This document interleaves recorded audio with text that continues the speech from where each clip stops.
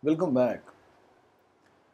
In our earlier discussion, we came up with some important issues. The intent of yoga is chitta vritti nirodha. And when this happens, we settle in our own presence with absolute freedom, free and silent. Now the question is, while this state of tada drashtu swarupeva sthanam is not yet reached, then what state are we in? What do the vrittis do to us, our chitta? What or who are we at the present moment? This is our next contemplation. And the verse is vritti sarupa mitaratra. We become what we appear to be. If my daughter were to go out into the world and ask all those people with whom I have ever interacted, what kind of man is my father? What would be the likely answers? To my mind springs all memories of stupidity, cruelty, love, ugliness of my being, kindness, generosity, even piety at times. These appearances of mine, these manifestations of my being were all real. Some of these manifestations I liked, and some I would like to really forget. Not just forget, I would like to really erase them from history. They are so embarrassing now that I look upon when I see them. And then, indeed, there are those moments that I look upon fondly, without realizing it, consciously, ever so subtly. We get into an act of our own making, don't we? I do this because I am so and so. I am like this because my mama, my papa is so and so. The chitta is constantly absorbing, reflecting, representing, reproducing all that it interacts with. It is in a constant state of finding its place, its position, adjusting its speed to the reality unfolding around it. Come to think of it, isn't our speed and our position really what determines our place in our reality? At times, our measure of both is so correct, so accurate. It leads to a fantastic experience, and we say we are at the right place at the right time. And at times, our measure of our speed and our position in reality is confused, and we talk of missed opportunities.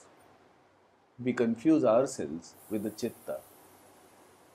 The chitta is simply doing its function, that of constantly measuring up our being in a dynamic reality, so that we can live an efficient life. Imagine a pigeon falling in love with the tree it nested in. It would never fly, and in effect, it would never be a bird, nor a pigeon then. Under the influence of the vrittis, the chitta takes on various forms and shapes. When yoga happens, we realize this and we are able to channelize, energize the chitta to what we want it to be, rather than seemingly riding a wild horse that is running about helter-skelter. When I look at myself, don't I see me becoming my chitta, my mind? I am the image of my mind, my chitta. And the chitta simply mirrors my vrittis. Vritti sarupya mitaratra. Let us pause here for a while and listen to a song. This one is an Abhanga by Tukaram.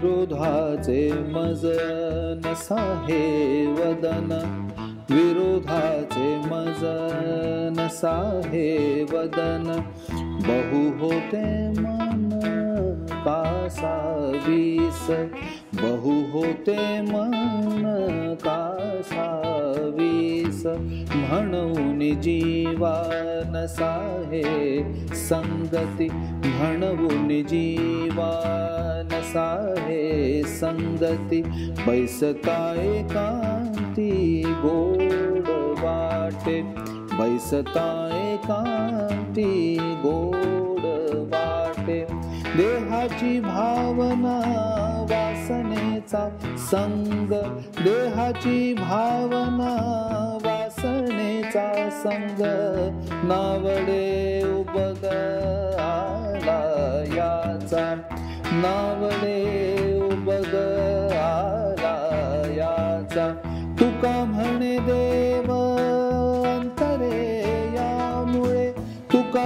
Gyandev अंतरे यामुळे आशामोह जाळे दुःख वाढे आशामोह जाळे दुःख वाढे आशामोह जाळे दुःख वाढे. Welcome back. Now, when we look around ourselves, we encounter a question. Surely the vrittis must be innumerable because our chitta is drawn to 1,000, a million things. There is an interesting word for this, matra.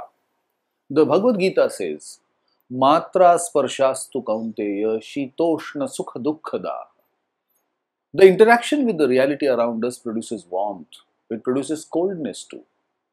It produces happiness and sorrow too, because some of these interactions are desirable and others undesirable. If the vrittis are so many, how does one channelize, control them? The Yoga Shastra says, Vrittayaha Panchatayaha Klishta Klishtaha. There are 5 kinds of vrittis that causes pain. These are called Klishta vrittis, painful. And there are 5 others that do not cause us pain and are called Aklishta. How does this come about? We are constantly engaging with the vrittis. Remember the beautiful composition by Adi Shankaracharya in the earlier discussion? Let us now go over it carefully. I am not mind, I am not intelligence, nor ego, nor thought. I am not the tears, or the tongue, or the nose, or the eyes, or the ears. I am not the earth, or the sky, or the air, or the light. I am not the movement due to life. I am not the air, neither the breath. I am not the elements. I am not the voice or hands or feet. I am neither friend nor foe. I am not with vigor or without it. I have no assets, money, passion, nor salvation. I don't do good deeds, nor do I sin. I have no pleasure or sorrow. The holy chants, the holy water, the holy books, and the sacrifices mean nothing to me. I am not food and I do not consume food. I have no death, doubt, or discrimination. I have neither father nor mother and I am unborn. I have no relations, friends, teachers, or students. I am without form. Now we know what the vrittis are. We engage with them all the time. Of course, we have words and concepts to describe these engagements. We have social constructs, political constructs. For instance, the family is a significant social and political construct that we have put together. We have constructed family. It has its uses. There is a purely economic use, there is a political use, there is a social use, and so on and so forth. We have religion, that is another construct. We have gender, our ideas of so-called masculinity and the feminine. We have love and respect and success and even failure. And then, of course, there is the biggest and all-pervasive construct, the dominant order of the day, our state, what we commonly call our government. All of these are constructs that at their core address our deep engagement with the vrittis.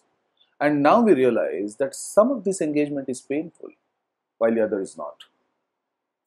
When it comes to marriage, we encounter a fantastic array of vrittis and engage with them for a long time in our life.